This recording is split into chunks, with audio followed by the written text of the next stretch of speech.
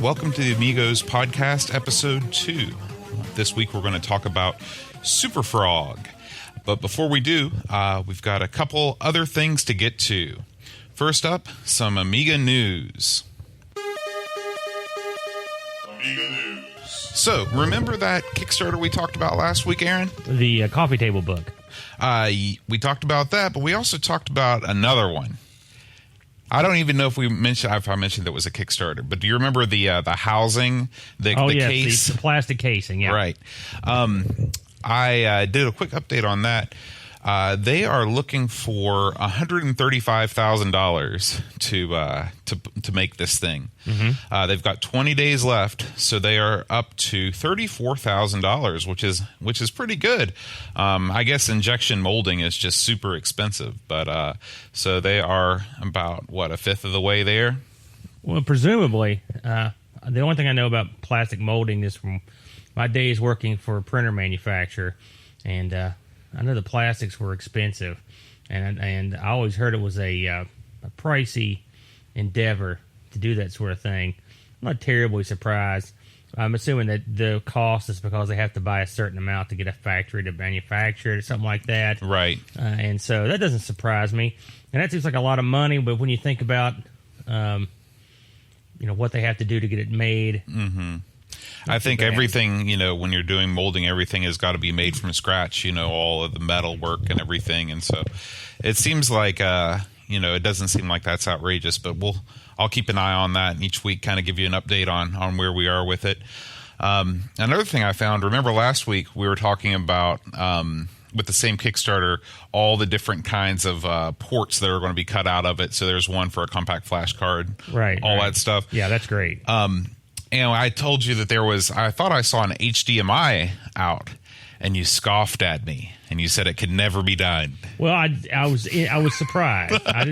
Those might not have been your exact words, but basically the way I found out that people are doing this is they're using the SCART connector. Are you familiar with the SCART connector? Yes, I am. Now, did those come standard on all Amigas or just PAL Amigas?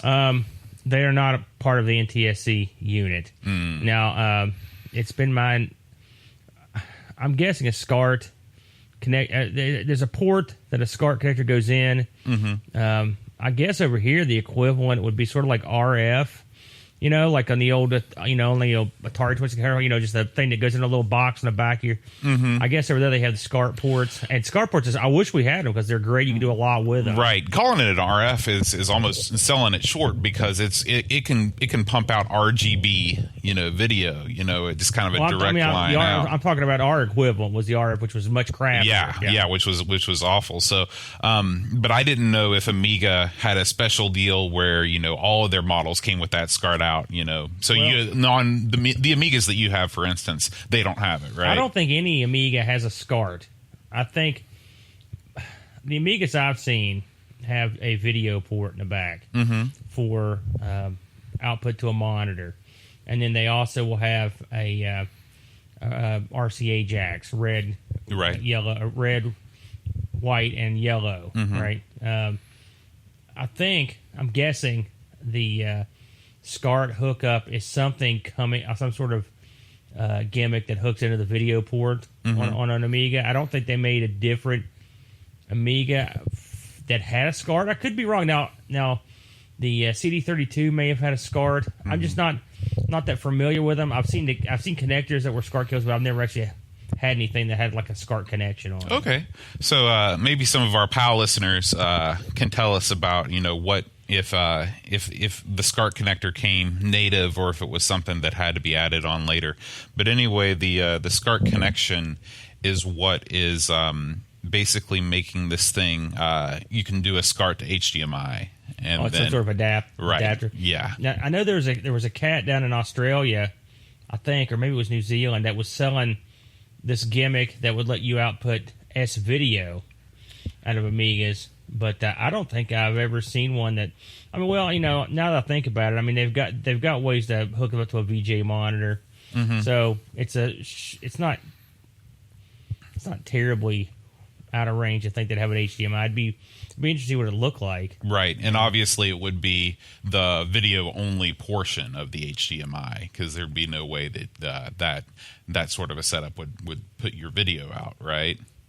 I mean, put your audio out, because HDMI, it can carry. Well, I don't know if SCART had that's true. some sort of audio gimmick on it. I just don't know. I don't know. That's something I just don't know enough about. Yeah. Well, hopefully, we got a lot of great feedback from our listeners from the first episode. So please write in and let us know how that all works. I just wanted to quickly go over some of the feedback that we got. I got a message from a guy named Dude's Life on Atari Age, and he's put together a walkthrough to convert Amazon Fire TVs to play Amiga games. So are you familiar with the Fire TV? My mom has one. Okay, so is it? I'm not that familiar. Is it basically like a Roku? Is it a deal? It's a tablet. Okay. It's Amazon's tablet. It's just. Well, I think this is flavor. This is the Fire TV, though. I think the Fire TV. Yeah. I'm sorry. My dad has one of those too. Mm-hmm. I know I was able to put Cody on it, so I'm assuming that this walkthrough involves some sort of flavor of UAE, the Amiga emulator. Yeah, it's basically a tutorial on how to sideload all this software on here, and but it was something that. I don't know how easy it is, with the Fire TV versus the other devices to do, but there's a full kind of step-by-step guide to do that, and I'll put that in the show notes. So thanks to Dude's Life for sending that in. That's nifty because the Amazon what is it called, the Fire TV. Fire TV. They're, like I said, my folks have one. They're pretty neat. They're cheap. Side loading on them is. It's not too difficult. Mm-hmm. There's nothing wacky. Mm-hmm. It's sort of wacky, but nothing that you couldn't do if you really wanted to. And it comes with the controller that it comes with it's got a D-pad on it, doesn't it? It comes with a remote. The remote's good. Mm-hmm. It's in the same realm as, say, a Roku. Oh, okay. Maybe maybe it's got a controller that's an add-on. Something I think it may have. Maybe it's got Bluetooth or something. It may have a controller. I know. Well, Roku can play games and stuff, so it may be the same sort of deal. Right. I haven't fooled with them that much, but I wouldn't surprise me. But that'd be kind of neat, Yeah. Put some images on a USB drive or whatever they've got that you can hook up with those things. That's a good idea. Yeah. So we also got some feedback from Sean from the Pie Factory podcast. And he says he sent a really long message. He said, I've been away from the Amiga for years, but I'm thrilled to hear about your show. He goes through his whole history of computing. He started in 88 with a Commodore 64C. And Aaron, that was the Commodore that was that the one that was kind of portable? Did it have a handle on it or something? No. Oh. I don't think so. I think the C, I had a C, I believe. In fact, I may still have one, come to think of it. Or I may have sold it. It was just a different flavor, the 64. Mm-hmm. The portable one. You had to ask me the name because I would know it. I think it's a 64. I want to say SX. It's something. It's the C couple extra just, letters. Yeah, the C is just a different flavor.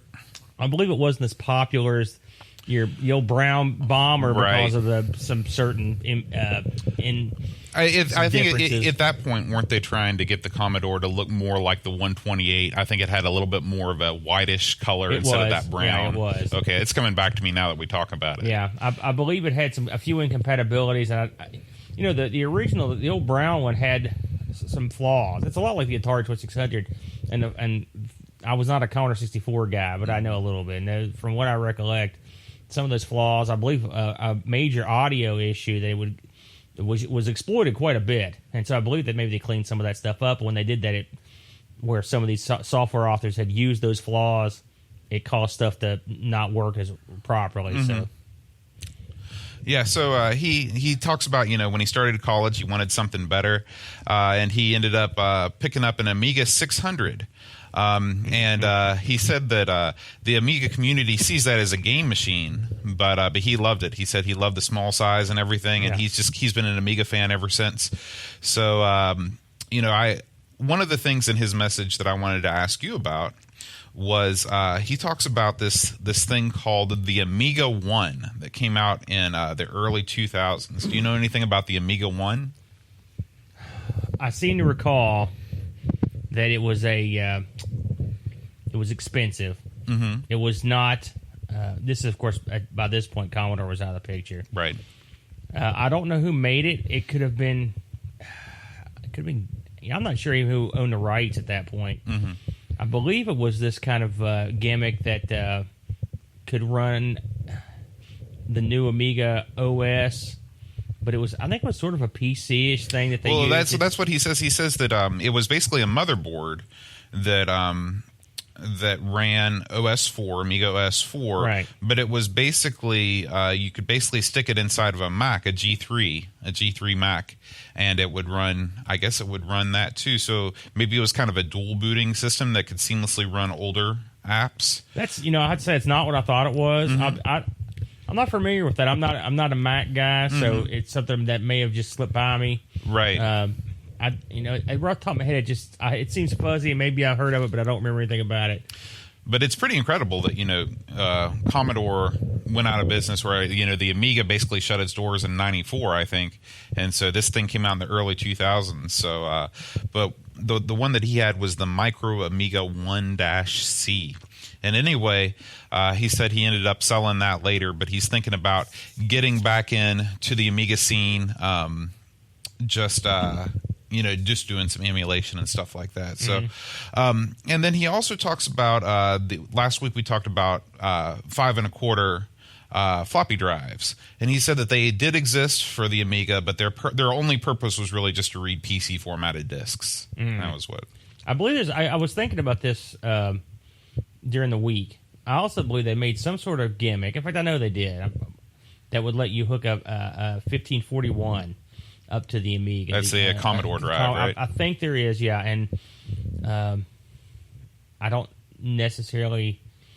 recall being able to run any Commodore stuff. Obviously, the Amiga didn't run Commodore stuff inherently, so I'm not sure. But it seems like I recall something to that effect. The 1541 is kind of a nutty drive because it's basically a computer and the disk drive built into the drive. So I'm not 100% sure why you would do it, but it seems like I remember hearing something about that. It doesn't surprise me that they have some sort of PC gimmick, but I know as far as I would know, through all the times I had Amigas and knew all the people I had that had Amigas, I never saw anyone that had a 5 1/4, and there was no reason to do it 3 1/2 being the standard. Right.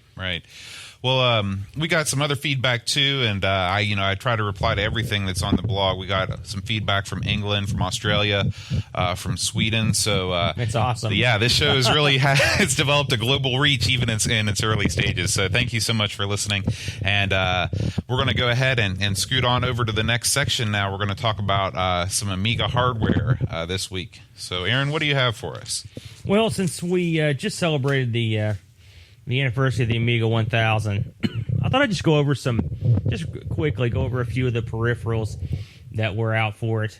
I'm not going to go into great detail because it's really the 1000 was nowhere near the 500 when it came to peripherals, especially wacky ones. But I thought I'd go over a few and also mention a couple things that I used to own personally that I have a little more intimate knowledge with. Basically, the things you would get for the 1000 that you could use were most of the time on the sidecar expansion on the side. Or you had boards that plugged into the 68,000 processor slot and then had the 68,000 piggyback on the board. Those are the main ways you would expand the power of the machine. You had a lot of accelerators. Well, not a lot. Really, again, the 1000. I don't know if it was the lifespan was so short or the tech wasn't there. It didn't seem like you got a ton of action for accelerators, but there were some. I jotted down a few, and then a couple that I'd seen in person. Like I said, there were a lot that plugged directly into the processor slot. The 1000 had a 68,000 processor that was slotted. You could pull it out. Like I mentioned last week, you could put a 6810 in it. It didn't do much. Right, you got a tiny bit of action, but not much. So, companies came up with various ways to plug in faster processors like 6820s, for example. Several companies put out in these 68,000 socket accelerators. I looked up a few that I had heard of. I hadn't seen in person. There was the Hurricane 1000. There was a Animate 2. There's a lot more European stuff. Again, I don't know if there was hardly anything that was made in the U.S. that came out for the 1000 in terms of acceleration. Most of these have the same sort of basic setup. They would give you a 14 megahertz processor, and then occasionally would give you some RAM to go along with it. So how does the acceleration process actually work? Well, what a lot of these would do is literally you'd be getting a 68,020, so it's just a faster chip. And you're rerouting everything in the system to go through this accelerator instead of going through the chip that came on the board. Picture the socket on the board. Mm-hmm. There's a PCB, a circuit board that plugs into that socket. Mm-hmm. Okay. Now, a lot of the way it normally would go is on that board, you would have a 68,020, right? And you would often have like an FPU, a floating point unit. Now, later on, you got a lot more like math coprocessor slots. But from what I could tell, most of what you were getting on the first was just the FPU action on those. And then a lot of them, you would have a spot. There'd be another socket on the little board, and you would plug your 68,000 back in. So what this will let you do is basically switch between the old chip and the new chip. Is that for compatibility issues with older games, stuff like that? Yeah, well, at this point, everything was new. Right. So, that's why, know. And I noticed that some of these, some of these were compatible. The 500 had a 68,000 slot too. So some of these were compatible with both. Some weren't. I had a accelerator for another Amiga, and I can tell you that when you go out of that realm of the 68,000, you run into problems on a lot of compatibility issues or weird speed. Just weird stuff would happen. It wasn't always bad, but is it the same sort of case that you have with older PCs where a lot of the games were specified to run against the clock on the processor? So if you start to upgrade that clock too much, the game will start to speed up. That can be part of it. The Amiga was a funny computer. Even the copy protection would be set to have the drive run come across a certain thing at a certain time or load at a certain speed, and that if it didn't load up at the proper time, that could script the copy protection and make the game not work. Wacky stuff like that. So, like I said, you had a few of those chip socket replacements. Then you had another type of accelerator, which I have to say I never saw this, but they existed. I found a couple just doing some research. Big Book, the website Big Book of Amiga Hardware, highly recommended. I got a lot of information off that, amongst a few others. The external accelerators would plug into that little side panel, the side slot, expansion slot. There weren't too many of those that I found. I found one called the Golem Turbo Box. Again, sort of the same thing. This would put a different processor in there. I'm not sure how these worked. I'll be honest with you. If you think about it, I don't know how the compatibility was either. I personally have only seen pictures of these. I've never actually seen them in action. There's there was another one that it was a sort of unknown name. It was in the page I saw it listed on was in a language that I couldn't understand. I don't know what the heck this thing was, but it was basically these things look like little beige boxes that sort of match the color of the 1000. They plug in the side. It just looks like a big metal box hanging off the side of the thing. What most people would have had, including myself, in terms of expansion to increase your power, was just straight up memory expansion. For example, you've got Microbotics 1 meg expansion, just a little box that plugs into the side. It gives you a meg of fast RAM. There's a thing called C Limited's Amiga, same thing. I used to have one, and it was generic as they come. I don't remember the name of it. I think it might have been from Progressive Peripherals or something. That seems to be ringing a bell. But it was a 2 It was 2 megs of fast RAM in a little box that just hooked on the side of the machine. What that gave you was, in addition to the, assuming that you had the clock memory expansion plugged into the front plus the onboard, you'd have 512 of chip memory and 2 megs of fast memory. It helped. Memory was a big deal with the Amiga. The funny thing about it is when the 500 came out, the exact same slot is on the side of the Amiga 500, except for one thing. They put it in upside down. So I remember for a little while that I had the 500, having it hang off the side of my desk so I could tip my metal box memory expansion upside down and have it plugged in, because it was from the 1000. It was built for the 1000. So it was still compatible. You just had to flip it upside down to use it. A lot of stuff was like that you could get away with it, but it was ludicrous. I mean, I'd have to think of on shoe boxes and everything else. It was ridiculous. Another thing you're going to see a lot, especially on the 500, are SCSI hard drive adapters. And sometimes you're going to see this stuff sort of mixed together. A lot of times a new processor will come with the ability to expand your memory. It's kind of like how they used to put joystick ports on sound cards. Yeah, they integrated a lot of stuff. And some are real crazy. You can have these things. I mean, I like a lot of the big companies that made the really nice expansions, they would even put extra parallel ports or serial ports or wacky stuff like that on there. But the 1000 had a few SCSI adapters that came out for it. I never had one. I never had a hard drive for my 1000, unfortunately, so I didn't get to tool around with them too much. I looked up, what I could find, and most of the ones I found were sort of for the 500 that would work on the 1000. I know they had some specifically made. The realm of Amiga 1000 hardware is kind of foggy because there were so many people making stuff for it, and a lot of them are from Europe. And it's just unnamed stuff that just is out there. So I know I had a friend that had an Amiga 1000 with a SCSI hard drive hooked up to it. And again, it's just a big metal box that hangs off the side. Sometimes the drive was stored in the box, and sometimes the drive would have its own box. And it would be stored separately in a box beside it. And I've seen Amiga 1000s with doodads hanging out the side 3 or 4 deep. Oh, wow. And, of course, then you get into a whole different compatibility issue. Because sometimes the memories don't get along. I know my memory module had a switch on it, and if I turned it off, it would disappear, allegedly. But some games I would put on, even if I had to switch off, they still wouldn't work with the memory module. I had to unplug them. It was wacky. Some of the other stuff that I looked at, and some of the stuff I actually have some experience with, are the little emulator boards. These boards would... Once again, you would take your 6800 or 68,000 out. You'd plug this board in, and what they would do was let you use other computers. They effectively would be another computer on a little card. The one I had was called the Vortex At Once Classic. It gave you a 286 16 megahertz PC.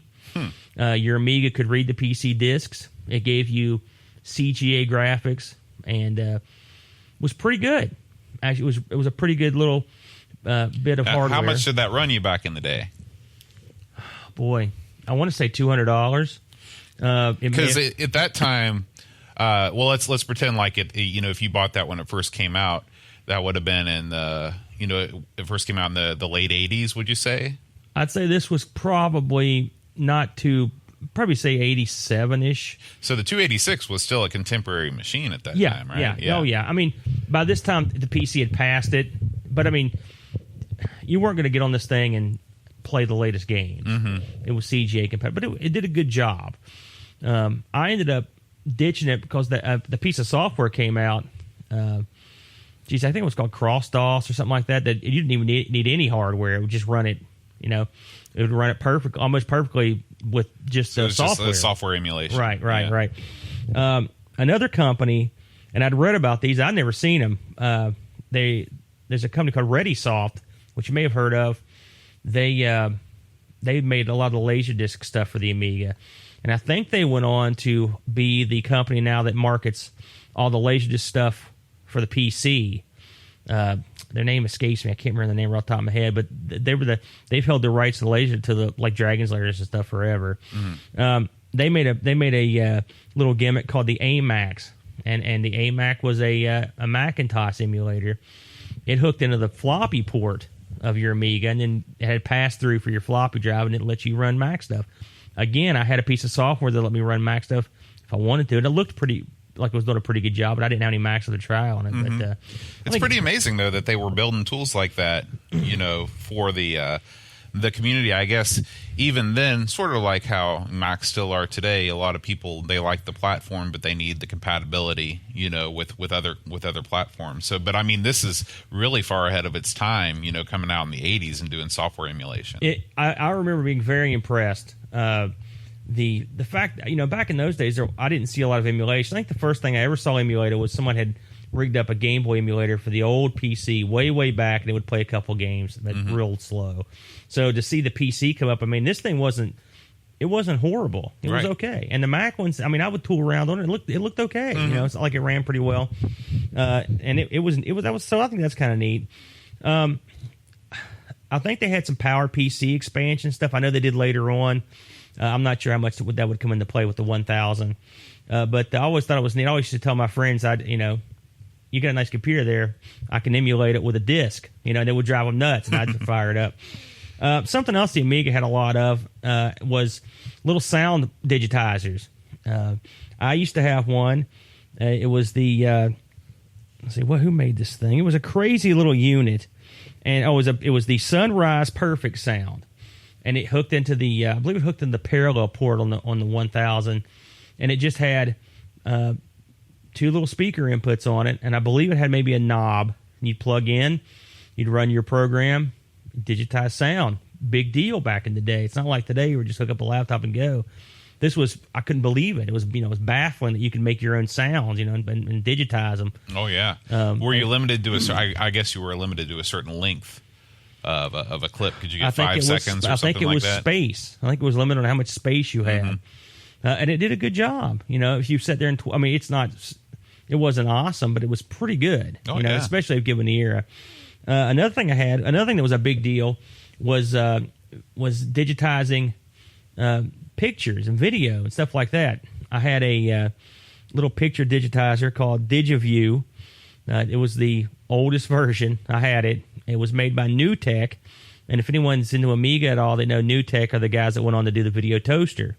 So they were a pretty big deal in the Amiga community. This is one of their early offerings. It could do images.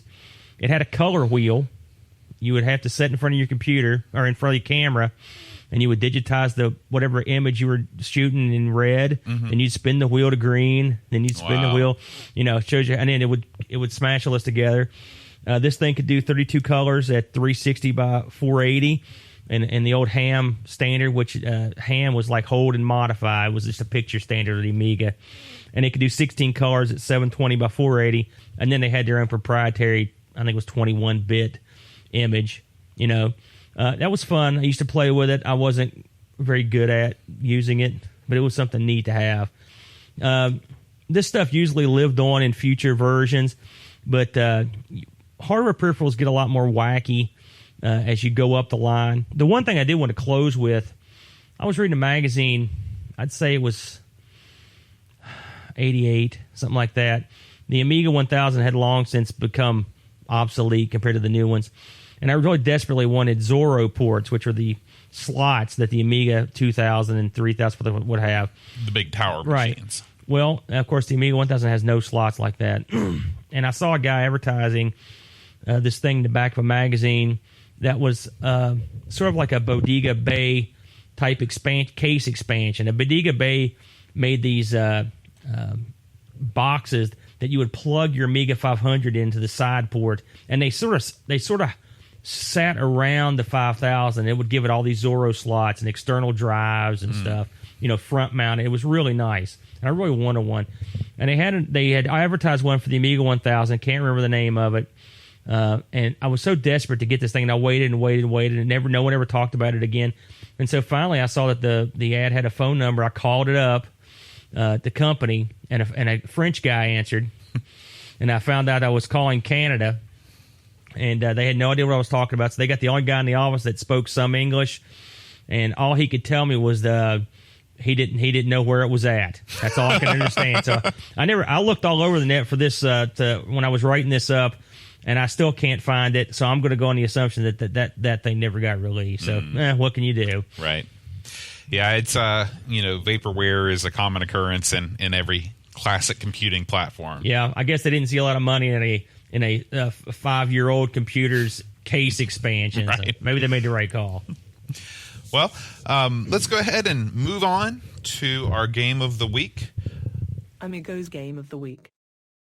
This week's game of the week is Superfrog.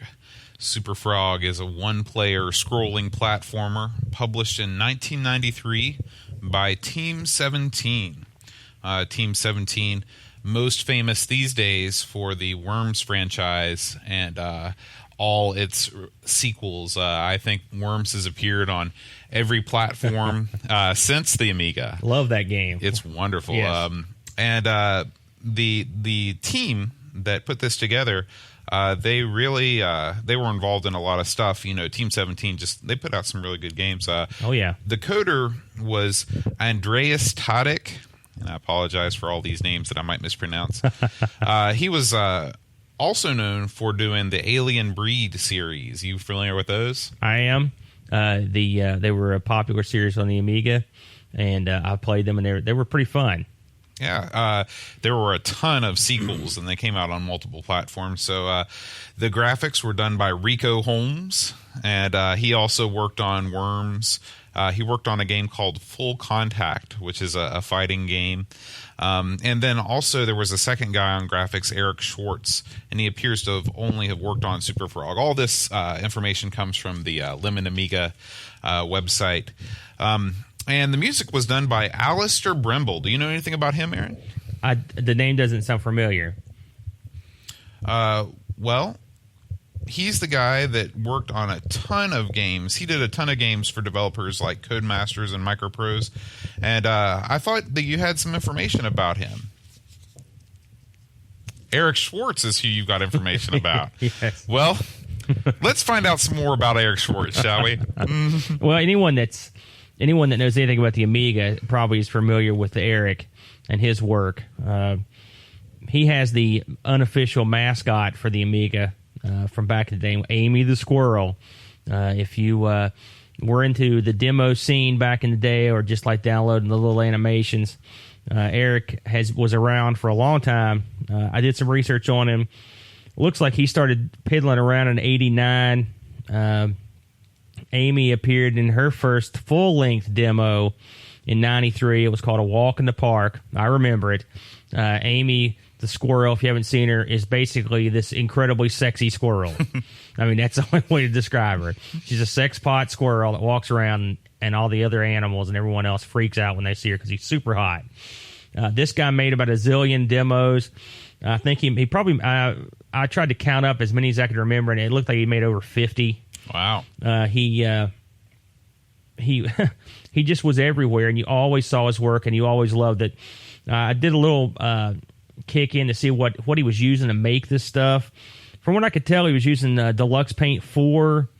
He used DigiView, and he also was using the Disney Animation Studio, which I tried to give that thing a whirl one time, and it was out of my league, I can tell you that. Very talented dude. And I don't know, did you say it's the only game he ever worked on for officially? According to Lemon Amiga, this is the only one in their database. I never saw, with the exception of this intro, I don't recall ever seeing him work on any of the games. I remember some of the later, I remember he did a desert, I think with Saddam Hussein. That's one of the last things I think I remember seeing him do. I did find out, and this I was surprised. I feel kind of stupid for not knowing this. He has he's currently making an online comic. I had a look at it, and it's pretty good, and it's been running forever. It's called Sabrina Online. And if anyone wants to check it out, sabrina-online.com. There's no mistaking his art.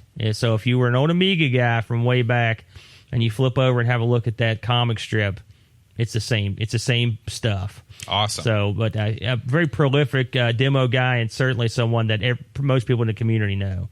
Cool. The hardware for the game Says that it'll run on. Now this is something I don't know. I don't know what it is. You're going to have to help me. I'll do my OCS or ECS? The OCS is the original chipset. That's the one that's in the 1000. Okay. The ECS is the enhanced chipset. So it'll run on any Amiga. Yeah. Okay. Pretty well. It originally came on 3 discs. And that's really kind of the nuts and bolts of the game. The game itself. Do you have any? When was the first time you remember playing Superfrog? I probably played this right around when it came out, which I believe was in '93. It was a good game. I like Team 17. I believe they did the Body Blow series, which is like a fighting game series I was really into. So I knew about them. They did a really popular series called Project X. It was like a shooter. Mm-hmm. And so they were well known to me when this came out. So I knew there were certain companies with the Amiga that when you saw their name on the marquee, you knew it was going to be good stuff. And Team 17 was one of them. And so it's very polished and well made. They always put a lot of effort into getting a solid game out. Mm-hmm. So yeah, I probably played it probably right out of the gate. Okay, yeah, I coming at it from a more modern perspective. I never played it back in the day on anything. I really noticed how smoothly the game ran, especially compared to a lot of the other platformers that I've played on the Amiga. The character movement. I mean, it's, whenever he's running fast, the screen is scrolling by smoothly. All of the sprites on screen, there's not a whole lot of slowdown. The thing that really hurts it the most on the original Amiga, again, is that lack of one button on the joystick, because you've got to press up to jump.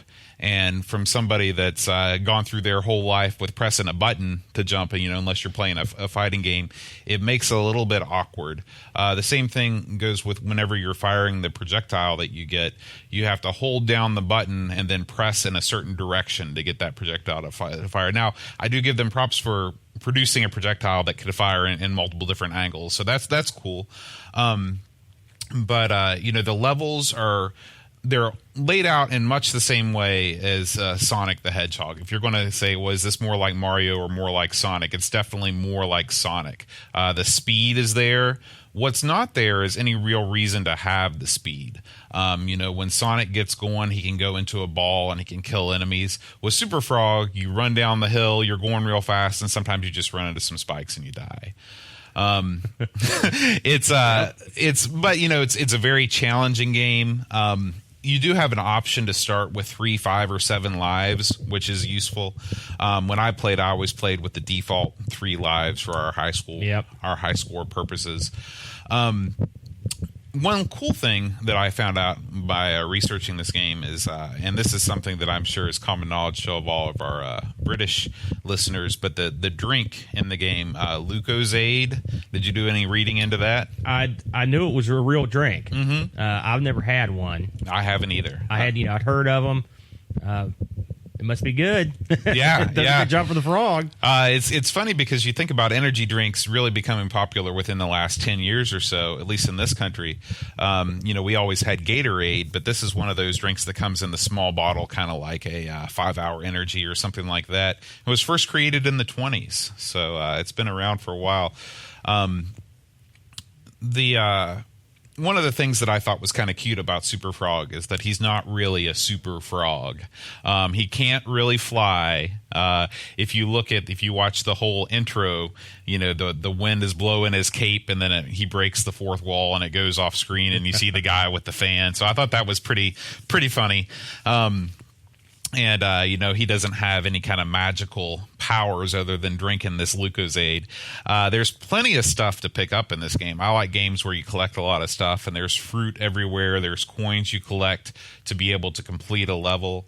I like that aspect of it. That you had to get a certain amount to leave. Right. That makes you really try to milk every nook and cranny of the level. It forced you to explore, and there's a lot to explore in every level. There's a lot of hidden areas.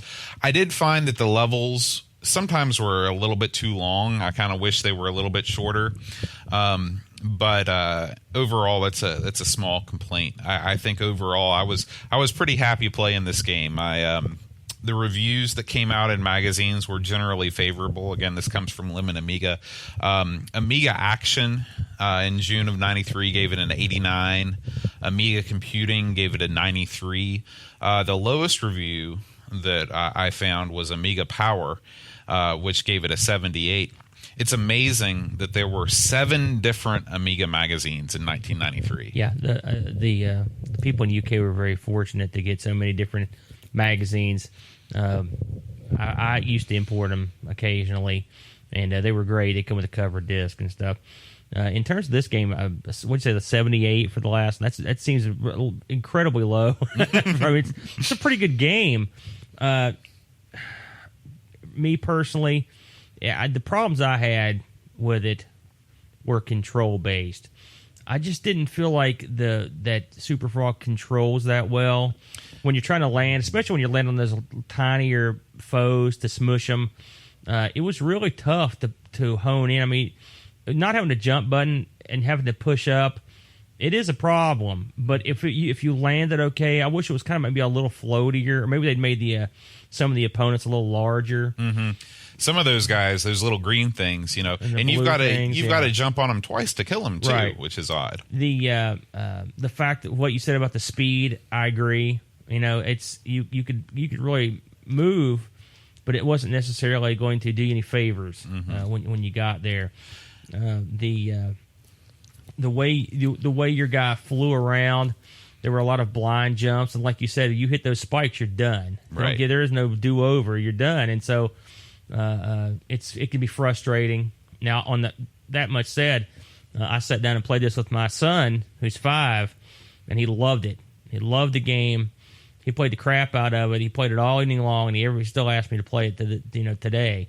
So he doesn't think it's too hard. So maybe I'm just getting old. But I remember even back in the day, I was just like, this is a pretty good game, but it's sort of like a very polished game, but they didn't have the level designers of a Mario or a Sonic to go in there and refine those levels to make them more fun and less frustrating. Right. I think that a lot of times these are smaller teams. They're less experienced teams. By this point, Super Mario World had already come out on the Super Nintendo, and so the team that was making Mario games had it down to an art.